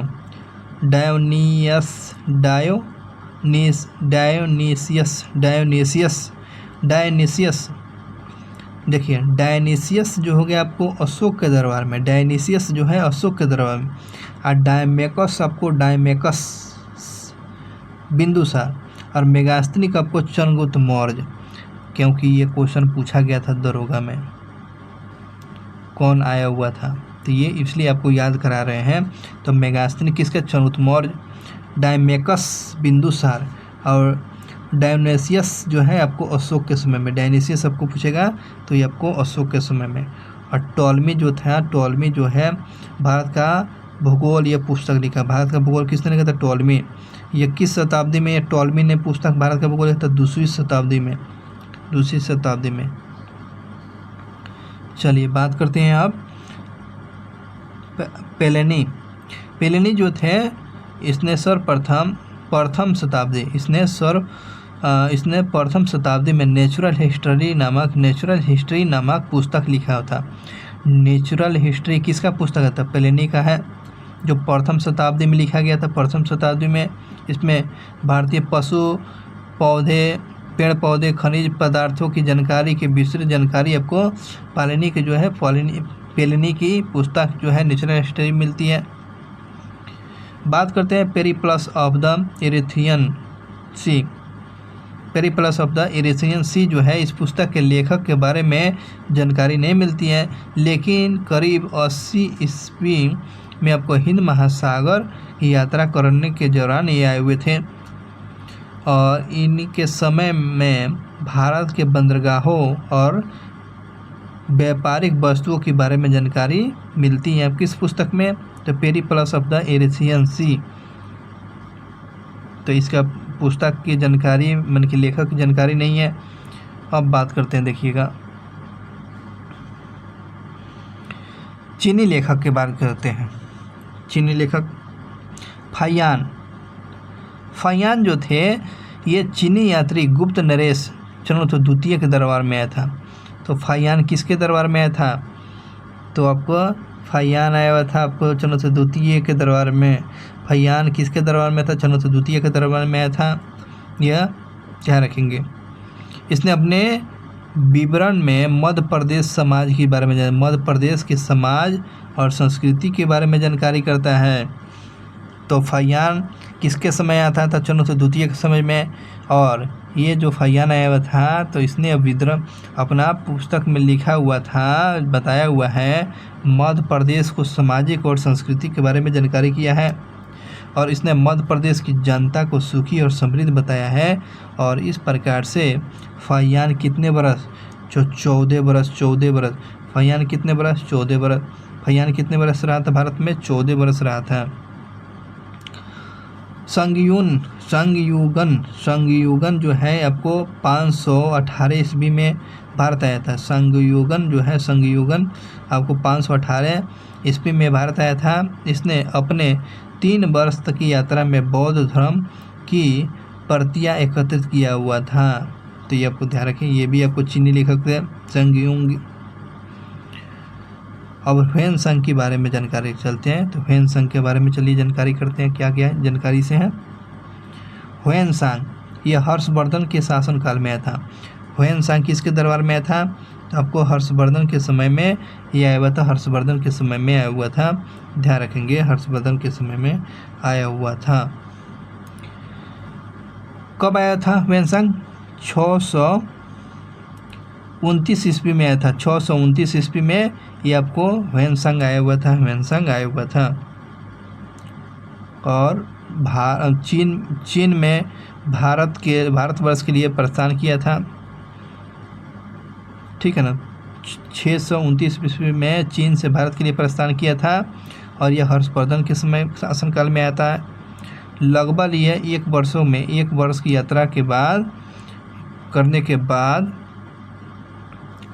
और भारतीय राज्य कहाँ पहुँचा था? भारतीय राज्य कपिसा में पहुँचा हुआ था। कहाँ पहुँचा हुआ था फाहियान? तो ये कपिसा में पहुँचा हुआ था और इस प्रकार से ह्वेनसांग 15 वर्ष रहा था। ह्वेनसांग कितने वर्ष रहा था भारत में? 15 वर्ष तक रहा। और चीन जाता है 645 ईस्वी में चीन लौट जाता है ह्वेनसांग और इसने बिहार में नालंदा डिस्ट्रिक्ट में नालंदा जिला में नालंदा विश्वविद्यालय में अध्ययन करने और भारत से बौद्ध ग्रंथियों को एकत्रित करके ले गया था। इसने भ्रमण वृत्तांत जो किया हुआ था, लिखा हुआ था, सीयूकी के नाम से ये भ्रमण वृत्तांत किया था, सीयूकी के नाम से प्रसिद्ध है। और इसमें सीयूकी जो वृत्तांत में कितने देश की जानकारी? तो 138 देशों की विवरण की जानकारी मिलती है। और इसमें हर्षकालीन समाज, धर्म और राजनीति के बारे में वर्णित किया गया है। और इसके अनुसार सिंध का राजा शूद्र था। सिंध का राजा कैसा था? शूद्र था। और ह्वेनसांग ने बुद्ध की प्रतिमा की साथ साथ सूर्य और शिव की प्रतिमा का भी पूजन किया हुआ था। ह्वेनसांग ने बुद्ध की प्रतिमा के साथ साथ सूर्य और शिव भगवान की प्रतिमा की पूजा किया हुआ था ह्वेनसांग के अध्ययन के समय नालंदा विश्वविद्यालय के कुलपति कौन था? तो आचार्य शिलभद्र थे। ह्वेनसांग जो था उस समय स्टडी कर रहे थे नालंदा विश्वविद्यालय में। कुलपति कौन थे? शिलभद्र थे। और यह विश्वविद्यालय बौद्ध दर्शन के लिए जाना जाता है। नालंदा विश्वविद्यालय जो है किस लिए जाना जाता है? तो बौद्ध दर्शन के लिए जाना जाता है। तो ये आपको हर्षवर्धन के बारे में, ह्वेनसांग के बारे में जानकारी हो गया। कब आता है जी? 629 में। किसके शासन में? हर्षवर्धन के समय में। कहाँ पहुँचा हुआ था? किस राज्य में? कपिसा में पहुँचा हुआ था। कितने वर्ष रहा? 15 वर्ष। कब गया? तो 445 में नालंदा विश्वविद्यालय में पढ़ा था। और भारत में वर्णन करने के दौरान इन्होंने सीयूकी की रचना किया। सीयूकी की रचना ह्वेनसांग। कितने देश की विवरण? तो 138 देश की। और ये हर्षकालीन समाज, धर्म, राजनीति के बारे में वर्णन किया। और इनके द्वारा जो बताया गया था, सिंध का राजा जो था शूद्र था। साथ साथ बुद्ध की प्रतिमा का पूजा किए, सूर्य भगवान और शिव की भी प्रतिमा का प्रबंध किया है।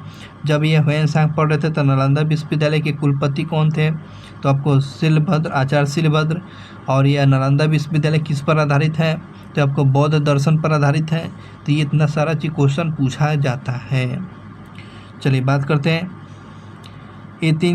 यतीन सिंह जो है ये 7वीं शताब्दी के अंत में भारत आए थे। और इसने अपने वितरांत में अपनी जानकारी में नालंदा विश्वविद्यालय, विक्रमशिला विश्वविद्यालय और अपने समय के भारत का वर्णन का विवरण किया है। ये 7वीं शताब्दी में आए हुए थे। ये भी चीनी यात्री थे। चलिए चीनी यात्री के बाद अरबी लेखक के बारे में जानकारी करते हैं। अरबी लेखक अलबर्नी जो है ये भारत आया था। यह मोहम्मद गजनबी के साथ भारत आया था। अलबर्नी किसके समय में आया था जी? तो ये आपको ध्यान रखेंगे। तो ये मोहम्मद गजनबी के समय में भारत आया था। ध्यान रखेंगे इस बात को, ठीक है। अलबर्नी जिसे ख्वारिज्म और खीव जो है तुर्कमेनिस्तान, अब जो है तुर्कमेनिस्तान का रहने वाला था। कहाँ का रहने वाला था जी? अलबर्नी जो था ये आपको ध्यान रखें, ये आधुनिक तुर्कमेनिस्तान का रहने वाला व्यक्ति था। अरबी में लिखी गई उनकी कृति, अलबर्नी का जो है कृति लिखा है पुस्तक किताब-उल-हिंद या तारीख़-ए-हिंद, जिसे भारत का खोज के नाम से जाना जाता है। अलबर्नी जो था कहाँ किसके समय आया था? मोहम्मद गजनबी के साथ आया था। और ये इसके द्वारा कृति जो का ना आपको किताब-उल-हिंद, तारीख़-ए-हिंद, जिसे भारत का खोज बोलते हैं, आज भी इतिहासकार के लिए एक महत्वपूर्ण स्रोत माना जाता है। यह एक विशिष्ट ग्रंथ है जो धर्म, दर्शन, त्योहारों, खगोल विज्ञान, क्रिमिया, रीति रिवाजों, प्रथाओं, सामाजिक जीवन, भार मापतौल, विद्या, मूर्तियाँ, कानून, मापतंत्र, विज्ञान आदि विषय की जानकारी जो है 80 अध्यायों का विभाजन किया हुआ था। बहुत अच्छी बातें हैं। इसमें राजपूत कालीन समाज, धर्म, रीति रिवाज, राजनीतिक आदि सुंदर प्रकाश डाला हुआ है। किस पुस्तक में? किताब-उल-हिंद में। किताब-उल-हिंद में, जिसे भारत का खोज, जिसे तारीख़-ए-हिंद किसका पुस्तक है? तो आपको अलबर्नी का है। मोहम्मद गजनबी के साथ भारत आया था। तो ये अरबी लेखक था। चलिए बात करते हैं आगे। इब्ने बतूता के द्वारा जो अरबी भाषा में लिखा गया है उनकी यात्रा वृत्तांत, जिसे रहेला कहते हैं। क्या बोलते हैं? रहेला किसका पुस्तक है? तो ध्यान रखेंगे, रहेला जो है इब्ने बतूता का है। रहेला किसका पुस्तक है? रहेला जो है इब्ने बतूता का ये पुस्तक है, जो 14वीं शताब्दी में भारतीय उपमहाद्वीपों के सामाजिक और सांस्कृतिक जीवन के बारे में ये जानकारी रोचक जानकारी प्राप्त कराता है। और उसके बाद ये क्वेश्चन दरोगा में पूछा हुआ था। दरोगा 2024 में जो हुआ था ना, ठीक है, 2024 में एग्ज़ाम हुआ था, इसमें यह क्वेश्चन पूछा गया था। जानते हैं क्या? इब्ने बतूता किस शताब्दी में भारत में आया था? तो ये 14वीं शताब्दी में। देख रहे हैं ना, ऐसे क्वेश्चन पूछा गया था 14वीं शताब्दी में। इब्ने बतूता का उसने कौन सा पुस्तक था? रहेला लिखा हुआ था। कब से आया हुआ था? तो 14वीं शताब्दी में। और यह 1333 ईस्वी में दिल्ली पहुंचा हुआ था। और इसके विद्वानता से प्रभावित होकर उसमें सुल्तान मोहम्मद बिन तुगलक ने इसे दिल्ली के काजी या न्यायाधीश नियुक्त किया था। किसको? इब्ने बतूता को। इब्ने बतूता जो फारसी भाषा के जानकार था, जो रहेला लिखता है 14वीं शताब्दी में, और यह 1333 में दिल्ली पहुंचता है। वो विद्वान था और इस विद्वानता को देखते हुए मोहम्मद बिन तुगलक जो है दिल्ली का काजी नियुक्त करता है। तो बात समझ में आ गया। चलिए बात करते हैं आगे। अन्य लेखक में कौन? तारकनाथ। तारानाथ जो है ये तिब्बती लेखक है। तारानाथ कैसे लेखक है? ये तिब्बती लेखक।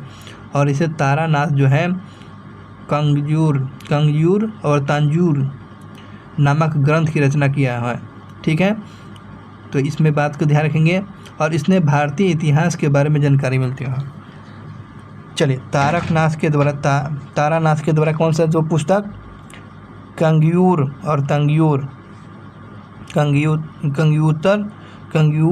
तंगयूर किसका पुस्तक है? तो तारानाथ का। कहाँ का लेखक है? तो तिब्बती लेखक है। बात करते हैं मार्को पोलो। ये कब भारत आया था? तो ये 13वीं शताब्दी के अंत में आया था।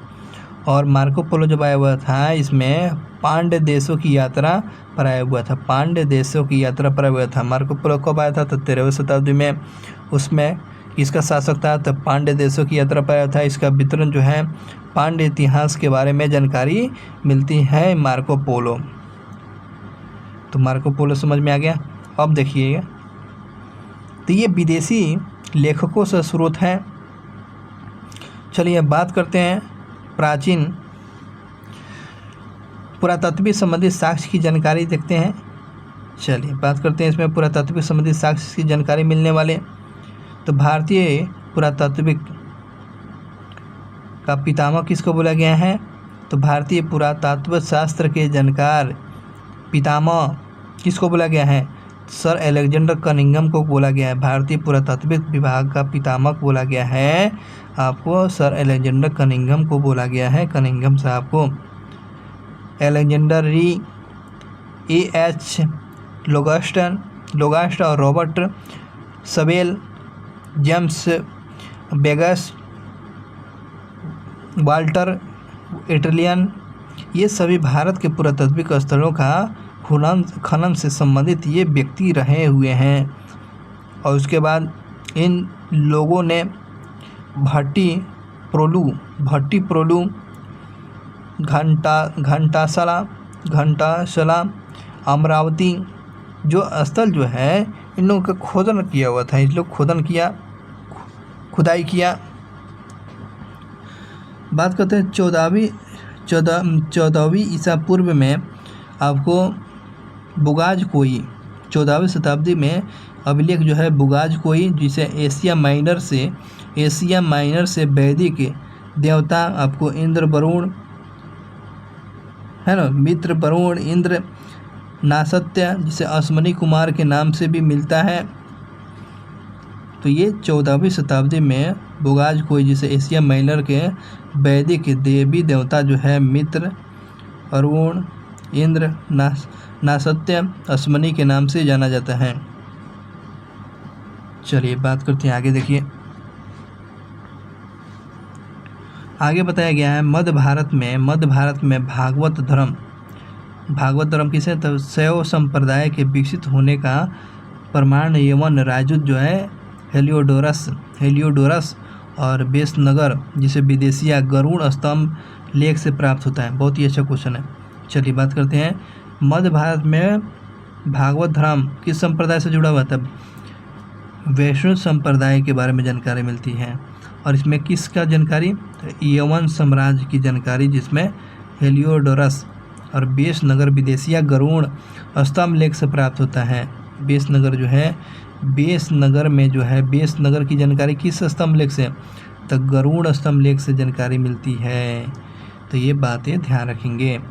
सर्वप्रथम भारतवर्ष की जिक्र जो है किस अभिलेख में? तो भारतवर्ष की जिक्र पूछेगा तो हाथी अभिलेख में मिलती है। भारतवर्ष की जानकारी किस अभिलेख में? तो हाथी अभिलेख में मिलती है, हाथी अभिलेख में मिलती है। सर्वप्रथम दुर्लभ जानकारी देने वाला अभिलेख सहगौरा, कौन सा? सहगौरा अभिलेख है। सर्वप्रथम दुर्लभित जानकारी देने वाला सहगौरा अभिलेख है और इस अभिलेख में संकट काल में उपयोग होने वाले खाद्य सुरक्षित का उल्लेख जानकारी मिलती है। सहगौरा में किसकी जानकारी? तो खाद्य से संबंधित ये संकटकालीन की जानकारी हमें सहगौरा से मिलती है। आगे बात करते हैं। सर्वप्रथम भारत में होने वाले हूण आक्रमण की जानकारी, भारत में जो सर्वप्रथम हूण आक्रमण हुआ था इसकी जानकारी हमको भीतरी स्तंभ लेख से मिलती है। तो भारत में जो हूण आक्रमण हुआ था जिसकी जानकारी हमें किससे मिलती है? तो भीतरी स्तंभ लेख से मिलती है। सती प्रथा का जो है पहला लिखित प्रमाण साक्ष्य कहाँ से? तो एरन अभिलेख। तो सती प्रथा का जो है प्रथम लिखित साक्ष्य की जानकारी किसे? एरन अभिलेख से मिलती है। उसमें शासक कौन था? तो भानुगुप्त जो है शासक जो है भानुगुप्त। बात करते हैं सतवाहन राजाओं का पूरा इतिहास, है ना। सतवाहन राजाओं का पूरा इतिहास उनके अभिलेखों के आधार पर रखा गया है। तो किस राजाओं का जो है इतिहास जो है अभिलेखों के आधार पर है? तो ये सतवाहन राजाओं का इतिहास जो है आपको अभिलेखों के आधार पर रखा गया है, अभिलेखों के आधार पर। आगे बढ़ते हैं। रेशम बुनकर की श्रेणियों की जानकारी, रेशम बुनकर की श्रेणियों की जानकारी किसे मिलती है? तो मंदसौर अभिलेख से मिलती है। तो रेशम बुनकरों की जानकारी हमें किससे मिलती है? किस अभिलेख से? मंदसौर अभिलेख से हमको रेशम बुनकरों की श्रेणियों की जानकारी हमको मंदसौर अभिलेख से मिलती है।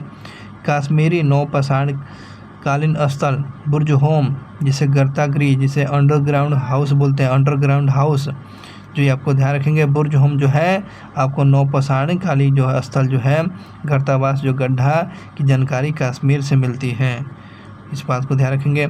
और इसमें उतरने के लिए सीढ़ियाँ हुआ करती थी जहाँ मनुष्य के साथ साथ पालतू कुत्ते भी दफनाए जाने का साक्ष्य मिलते हैं। तो पालतू कुत्ते के साथ मनुष्य को दफनाया गया था क्या?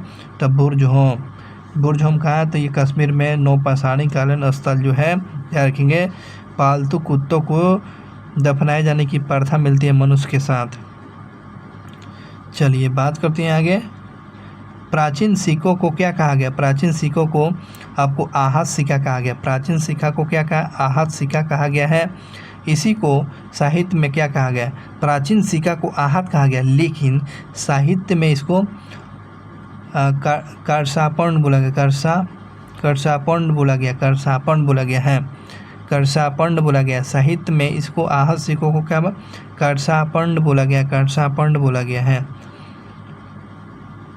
चलिए बात करते हैं। सर्वप्रथम सिक्का पर लिखने का कार्य किस शासकों ने किया है?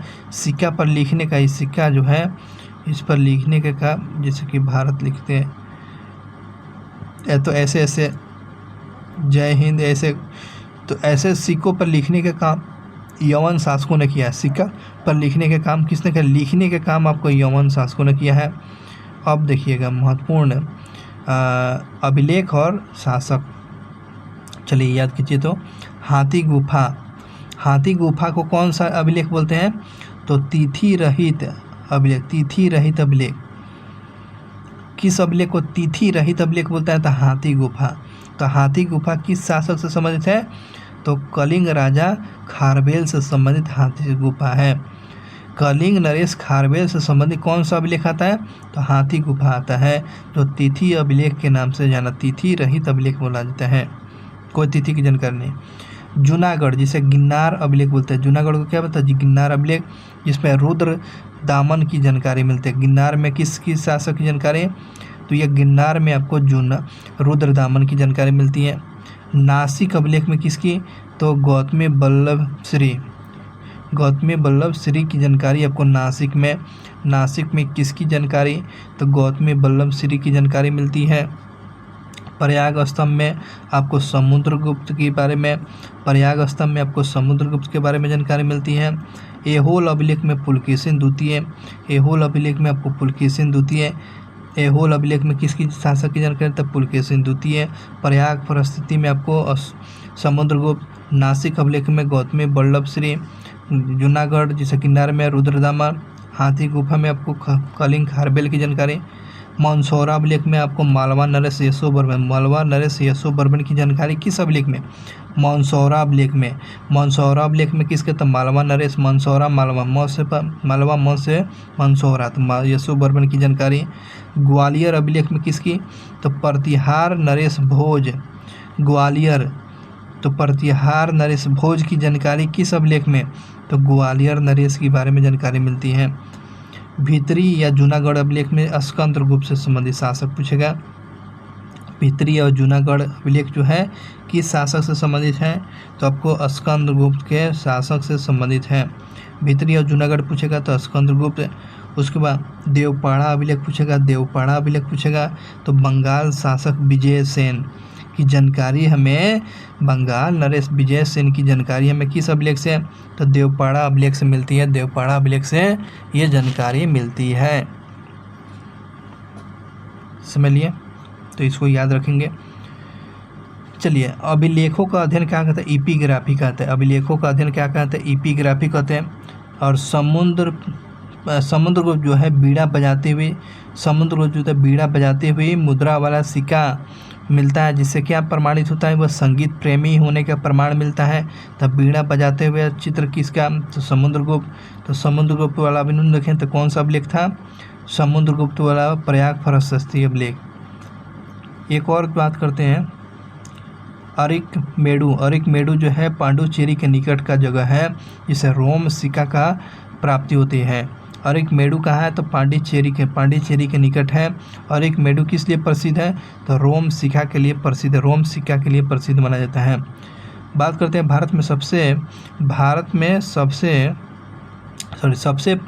सबसे पहले भारत का संबंध वर्मा, जैसे स्वर्ण भूमि, वर्तमान में म्यांमार, मलाया, स्वर्ण द्वीप बोलते हैं, कंबोडिया का कंबोज, जावा का यो द्वीप स्थापित हुआ। चलिए बात करते हैं, देखिए आगे क्वेश्चन पर देखते हैं, बस घबराइए मत।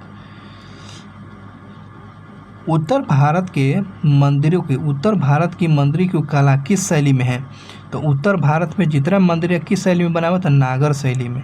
और दक्षिण भारत पूछेगा तो द्रविड़ शैली में। दक्षिण भारत द से दक्षिण, द से द्रविड़, द से दक्षिण, द से द्रविड़। और उत्तर नागर शैली में। ठीक है, ये बात बताया गया है। और दक्षिणापथ मंदिरों का निर्माण नागर और द्रविड़ शैली का प्रभाव किस पर पड़ता है, तो बेसर शैली में। देखिएगा इन तीनों शैली देखिएगा, उत्तर भारत में नागर शैली और दक्षिण भारत में द्रविड़ शैली। और नागर और बेसर शैली, जहाँ नागर और द्रविड़ शैली जो मिलता है उसको क्या बोलते हैं, बेसर शैली मिलता है। बेसर शैली बोला गया है, जो दोनों से प्रभावित है। पंचायतन शब्द जो है मंदिर रचना शैली से संबंधित। पंचायतन शब्द पूछेगा, पंचायतन शब्द जो है मंदिर रचना शैली से संबंधित, ये बात याद रखेंगे। यह एक हिंदू मंदिर पंचायतन शैली कहलाता है, जो मुख्यतः मंदिर 4 सहायक मंदिरों से घिरा रहता है। पंचायत शैली क्या है, तो 4 गो, देखिए एगो ये मंदिर हो गया, 2 गो, 3, 4 हो गया ना। और यहीं पर मंदिर रहेगा, है ना, यहीं पर 4 गो मंदिरों से घिरा हुआ जो जगह रहते हैं, इसी मंदिर को पंचायन बोला जाता है, इसी को पंचायन शैली बोला जाता है। और इसमें जैसे कि पंचायन मंदिर में कौन सा, कांदरिया महादेव मंदिर जो खुजराहो में पड़ता है मध्य प्रदेश में। ब्रह्मेश्वर मंदिर जो है भुवनेश्वर में पड़ता है, ब्रह्मेश्वर मंदिर भुवनेश्वर में। लक्ष्मण मंदिर आपको खुजराहो में, लिंगराज भुवनेश्वर में। दशावतार मंदिर जो है देवगढ़ उत्तर प्रदेश में। गोंडेश्वर मंदिर आपको महाराष्ट्र में। तो ये आपको ध्यान रखेंगे, ये आपको पंचायतन शैली में निर्माण किया गया है। तो इस प्रकार से आपको भारतीय इतिहास के बारे में, प्राचीन भारत के इतिहास के बारे में ये टॉपिक समाप्त हुआ। ठीक है ना, थैंक यू सो मच, बहुत बहुत धन्यवाद। जानते हैं? अगले का वीडियो देखिएगा, प्राग ऐतिहासिक काल, ठीक है ना। प्राग ऐतिहासिक काल में हम लोग देखेंगे, देख लेते हैं। नहीं, इसको समाप्त कर देते हैं, प्राग ऐतिहासिक काल। चलिए प्राग ऐतिहासिक काल पढ़ते हैं।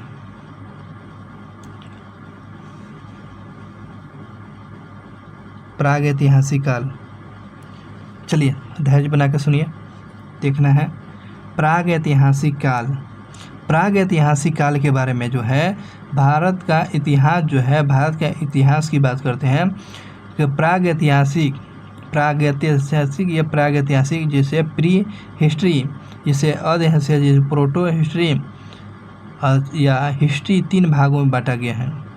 हिस्ट्री को 3 में, जैसे कि प्रागैतिहासिक या प्राग ऐतिहासिक, उसके बाद अधैतिहासिक जिसे प्रोटो हिस्ट्री या इतिहास में 3 भागों में बांटा गया है।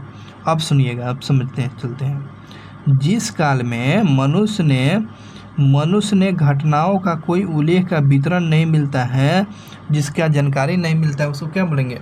उसी को बोलेंगे प्राग ऐतिहासिक काल। जिस काल में मनुष्य के कोई लिखित जानकारी नहीं मिलती है, उसको क्या बोलेंगे? प्राग ऐतिहासिक काल बोला जाता है, प्राग ऐतिहासिक काल बोला जाता है। इस बात को ध्यान रखेंगे। अब देखें अधैतिहासिक काल। अधैतिहासिक काल किस में? उस काल को कहते हैं जिस काल में लेखन का प्रचलन के बाद उपलब्ध लेख पढ़े नहीं जा सके हैं, इसे क्या बोलते हैं? अधैतिहासिक काल बोलते हैं। देखिए, लेखन काल शुरू हुआ लेकिन अभी तक पढ़ा नहीं गया, उसको क्या अधैतिहासिक काल बोलते हैं, अधैतिहासिक काल बोला जाता है। जिस काल में लेखन काल प्रचलित था, उपलब्ध है लेकिन पढ़ा नहीं जा सका है, जैसे सिंधु घाटी की सभ्यता कैसी है, तो अधैतिहासिक काल है। लिपि है लेकिन पढ़ा नहीं गया है।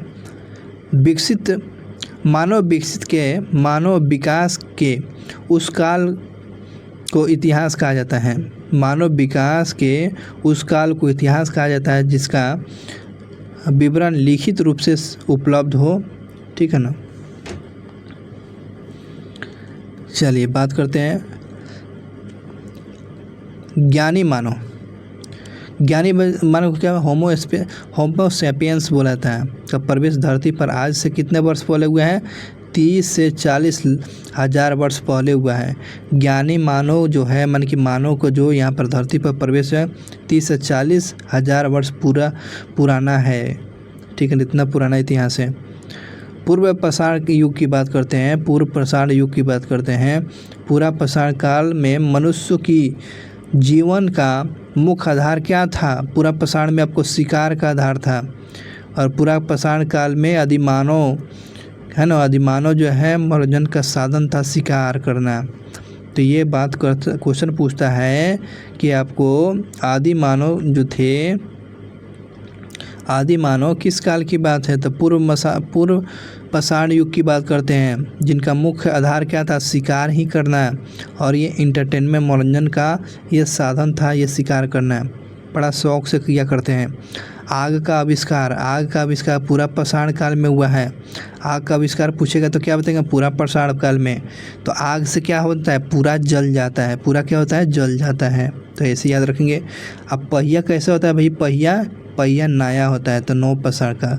पहिया क्या होता है? तो नया होता है, पहिया नया लगता है ना, तो नया पाषाण काल। चलिए बात करते हैं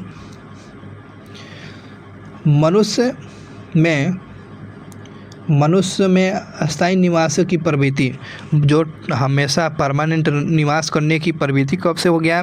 तो आपको नौ पाषाण काल से होता है। नौ पाषाण काल से परमानेंट निवास करने की स्थिति मिल जाती है नौ पाषाण काल में। और नौ पाषाण काल में ही कुत्ता को पालतू बनाया गया था। नौ पाषाण काल में ही कुत्ता को पालतू बनाया गया था, इस बात को ध्यान रखेंगे। मनुष्य ने तांबा सर्वप्रथम किस धातु का प्रयोग किया था? तो तांबा धातु का प्रयोग किया था, और उसके द्वारा बनाए गए प्रथम औजार कौन था? तो कुल्हाड़ी था, जिसकी प्राप्ति जो है स्थल अतिरंकम्पम से मिलता है। तो ये मानव के द्वारा तांबा का सर्वप्रथम प्रयोग किया था, किसने? तो कुल्हाड़ी बनाया था। चलिए बात करते हैं आगे।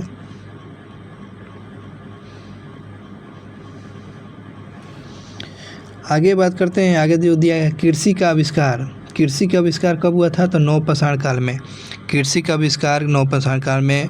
प्राग ऐतिहासिक अन्न उत्पादक स्थल कौन था?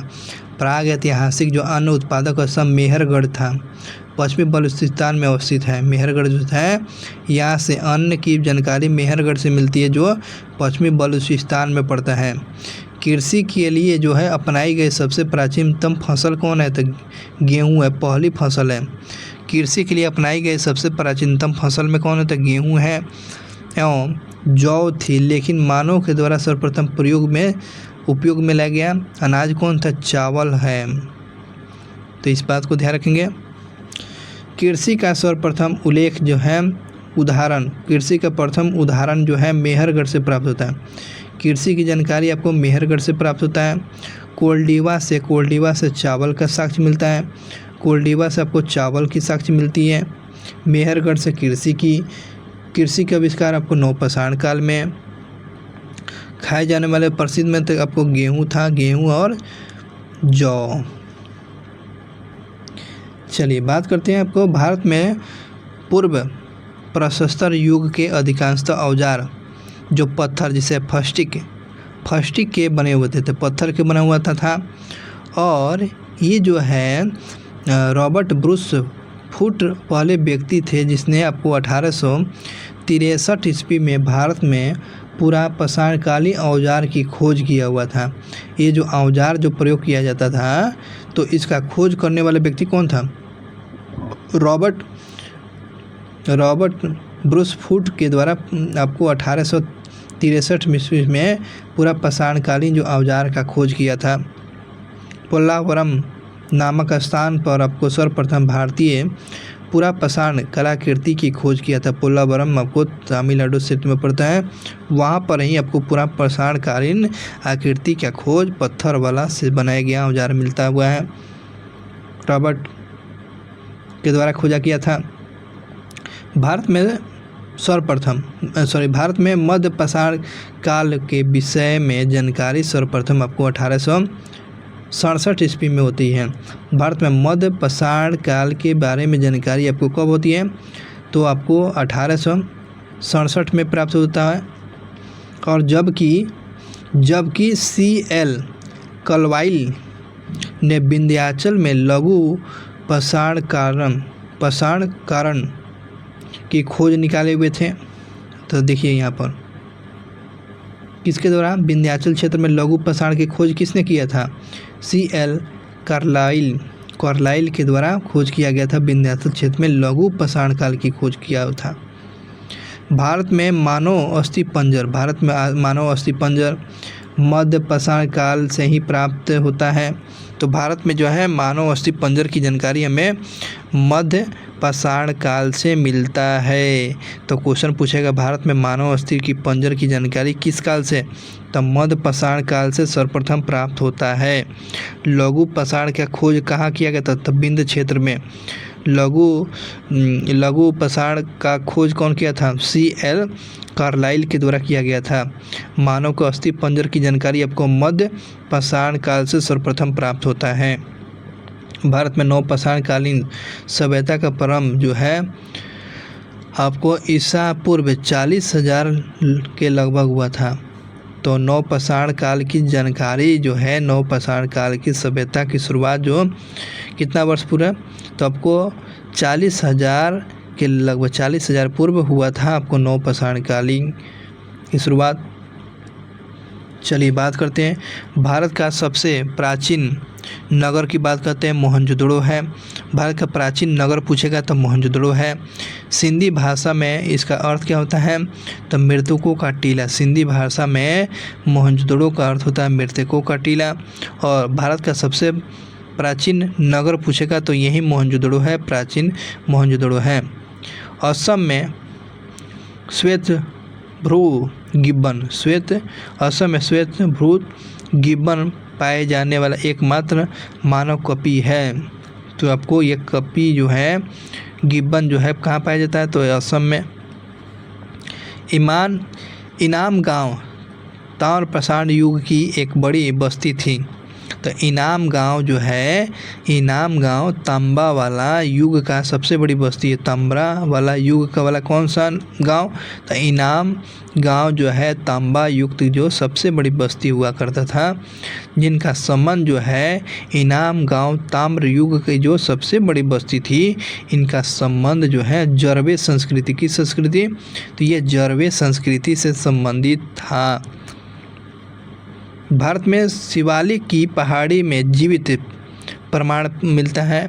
तो भारत में जो शिवालिक जो है पहाड़ी जो है, इसमें जीवाश्म पाया जाता है, सॉरी जीवित नहीं, जीवाश्म पाए जाते हैं, जीवाश्म का प्रमाण पाया जाता है। और 1867-68 में पहली बार भारत में शैल चित्रों की खोज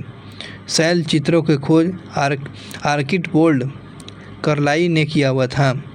तो भारत में जो है पहली बार शैल चित्रों का मन की जो होता है ना, पत्थरों को काट कर उसमें चित्र बना देना है ना, चित्र बना देना, उससे कौन किया था?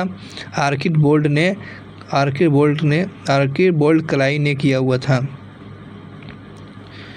चलिए आगे बात करते हैं। भीमबेटका गुफा जो है पूरा पौराणिक जो है आवासीय स्थल है।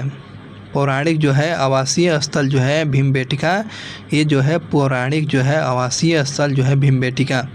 यह आदिमानव के द्वारा बनाए गए शैल कृतियों और शैल आश्रयों के लिए प्रसिद्ध है। इन चित्रों को पूरा पाषाण काल के मध्य पाषाण काल के समय में माना जाता है। यह चित्र जो भारतीय उपमहाद्वीप में मानव जीवन के प्राचीनतम चिन्ह माना जाता है। मध्य प्रदेश में रायसेन डिस्ट्रिक्ट में स्थित है। कौन? भीमबेटका जो है, ध्यान रखेंगे इसको, मध्य प्रदेश के रायसेन डिस्ट्रिक्ट में अवस्थित है। इसकी खोज जो किया गया था 1957-58 में, 57 और 58 ईस्वी में डॉक्टर विष्णु श्रीधर वाकणकर के द्वारा किया गया था। भीमबेटका क्षेत्र को भारतीय पुरातात्विक सर्वेक्षण भोपाल मंडल के अंतर्गत आपको 1990 में राष्ट्रीय महत्व के स्थल के रूप में इसको घोषित किया गया। और उसके बाद जुलाई 2003 में यूनेस्को को भीमबेटका को विश्व धरोहर के सूची में शामिल किया गया था। तो चलिए, भीमबेटका कहाँ है? तो मध्य प्रदेश में। ये पौराणिक आवासीय स्थल है, मानव के द्वारा बनाए जाने वाला। और उसके बाद बात करते हैं, यहाँ पर क्वेश्चन निकालिए। इसकी खोज कब किया? 1957-58 में कौन खोज किया था? डॉक्टर विष्णु श्रीधर वाकणकर ने किया था। और बात करते हैं, इसको भोपाल मंडल में कब शामिल किया गया? अगस्त 1990 में। उसके बाद यूनेस्को में कब इसको महत्व यूनेस्को के विश्व धरोहर में शामिल किया गया था? जुलाई 2003 में यूनेस्को की सूची में शामिल किया गया था।